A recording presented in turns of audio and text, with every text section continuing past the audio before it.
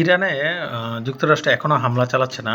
এর হামলাটা চালাচ্ছে না, এর বড় একটা কারণ হতে পারে রাশিয়া যেহেতু ইরানকে সাপোর্ট করেছে, চায়না ইরানকে সাপোর্ট করেছে, এই একটা কারণ হতে পারে। এছাড়া আরও অন্যান্য কারণও থাকতে পারে।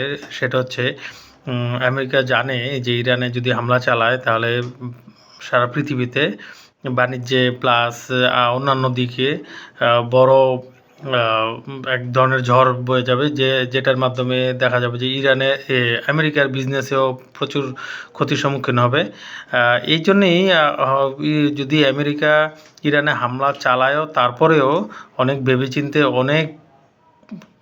অনেক ভেবেচিন্তে প্লাস অনেক সময় নিয়ে তারপরে হামলা চালাবে, এটা মনে করে আমি অন্তত বিশ্বাস করি। কারণ কি, আমরা লাস্ট ইসরায়েলের সাথে যখন ইরানের যুদ্ধ হয়েছিল কিছুদিন আগে, তখন আমরা দেখেছি যে আমেরিকা জাস্ট শো অর্থাৎ দেখানোর জন্যে, যতটুকু দেখানো যায় ততটুকুর জন্য শুধুমাত্র ইরানে হামলা চালিয়েছিল। কারণ কি, জানে ইরানে হামলা চালালে এই হামলার পরিণতি অনেক ভয়াবহ হয়ে যেতে পারে। এছাড়া আরেকটি কারণ, আমেরিকা এখনও সন্দেহ করে যে ইরানের কাছে পারমাণবিক বোমা থাকতে পারে, অথবা তারা বানানোর মতো যে কোনো সময় বানানোর মতো ক্যাপাবিলিটি তাদের আছে। সেজন্যই আসলে মূলত আমি মনে করি যে আমেরিকা ইরানে হামলা চালাচ্ছে না।